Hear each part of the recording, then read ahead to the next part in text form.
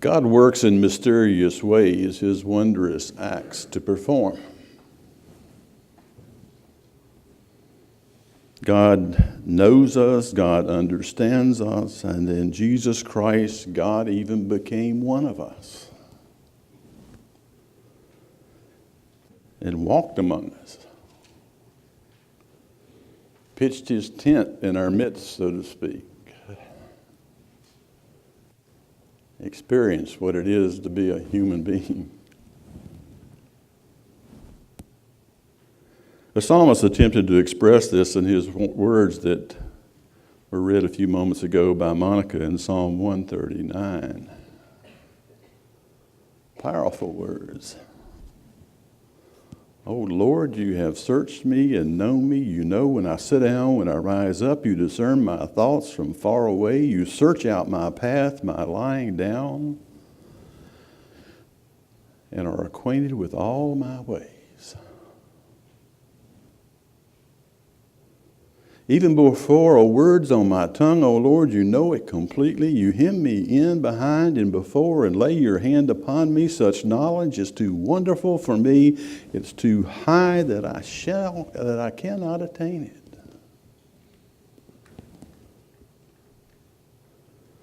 The psalmist admits that his attempts to understand and to communicate God's gracious presence in his life is beyond his capabilities. How difficult is it to conceive of the notion that God actually does take notice of each and every one of us?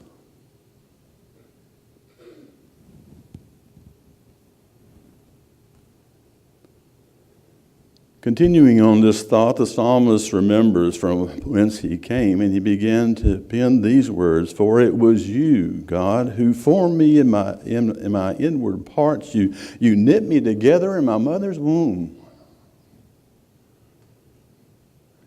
You can almost see the threads working, the needles working.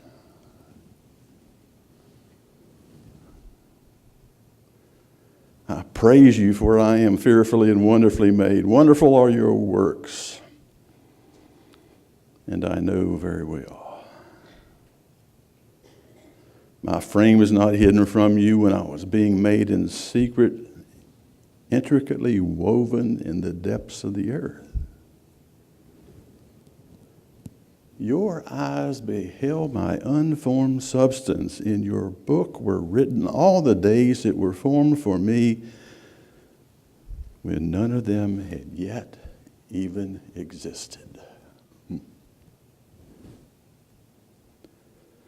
How weighty to me are your thoughts, O God. How vast are the sum of them. For it was you who formed my inward parts and knit me together.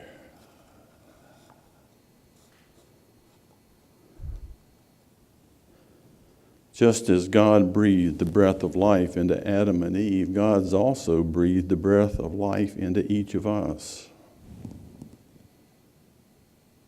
Creatures that are a part of his creation. Creatures that are created in the very image of God's own self. Male and female, he created them. That, my brothers and sisters, is truly a weighty thought.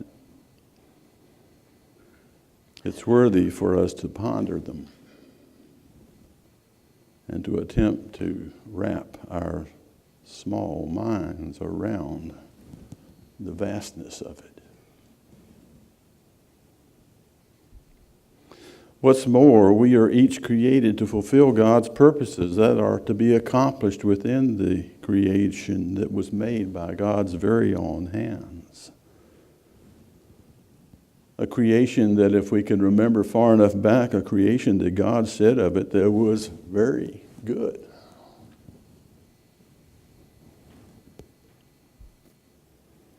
What might our purpose be? Could it be that we are to be a difference maker? Is that not what Jesus called his disciples to be? His followers? Isn't that what he did himself? He called fishermen to become fishers of men. They were to make a difference in the lives of others. He healed the sick. He restored the sight to the blind. He enabled the lame to walk. He set the captives free. He made a difference in the lives of sinners. He even sat down at their table and ate a meal with them. Welcomed them into his presence instead of shunning them or turning away from them.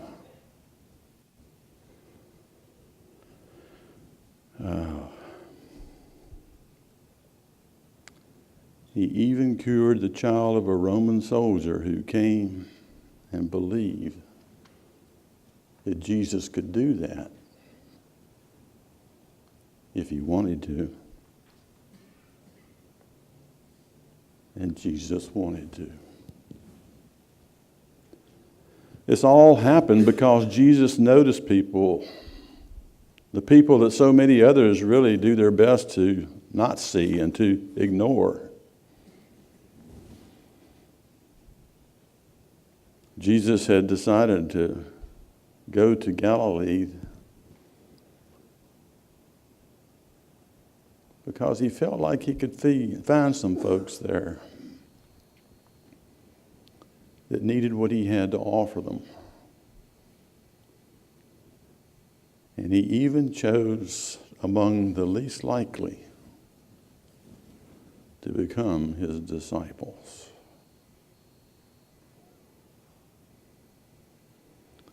And then we come to the story of Nathan that I read to you a little while ago.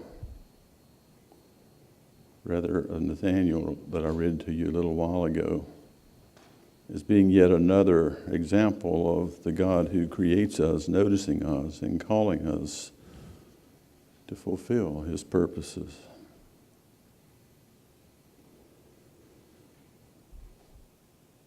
If you recall, he went to Galilee. He found Philip and said to him, "Follow me," and Philip did. And then Philip, John tells us that he was from Bethsaida, which was the same place where Andrew and Peter lived. And then Philip found his friend Nathanael and said to him, "We found him about whom Moses and the law and all the prophets have written or wrote." And when Philip says this, he's talking about Jesus, the son of Joseph of Nazareth. I can almost see old Philip snickering. Can anything good come out of Nazareth?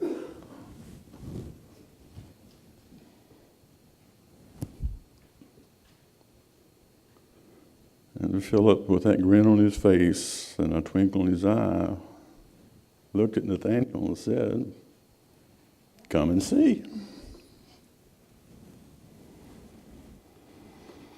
And when Jesus saw Nathanael coming, then, excuse me for that, the microphone is right there in front of my nose. When Jesus saw Nathanael coming to him with a bit of a smile, he said to him, "Here truly is an Israelite in whom there's no deceit."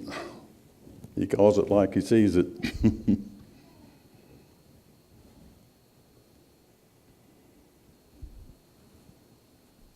And then Nathanael,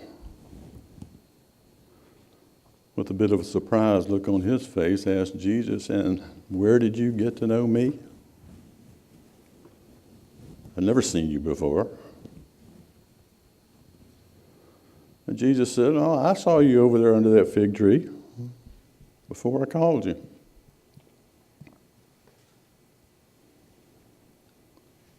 You know, that's kind of a strange response. But Nathanael's response is even stranger. He wasn't sure what to say, so he said, "Rabbi, you are the Son of God. You are the King of Israel." He made a profession of faith upon that encounter with Jesus. And then Jesus practically laughing answered, do you believe because I saw you over there under that fig tree? Boy, you hadn't seen anything yet. Hang in there. And you'll see the angels ascending and descending upon the Son of God.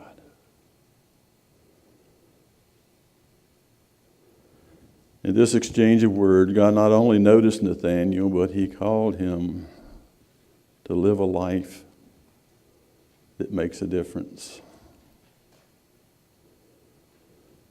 Brothers and sisters, whether we are aware of it or not, that's exactly what Jesus calls each one of us to do. To be difference makers in the world where we live and move and have our being. The one who's taken notice of you has also called you to be a part of the ongoing ministry of making disciples for him, for the transformation of the world. This is our mission, church. This is what we're called to be about. To make a difference. To be difference makers. To fulfill his purposes in the world. A world that Christ gave himself fully and completely to redeem. So be it. Amen.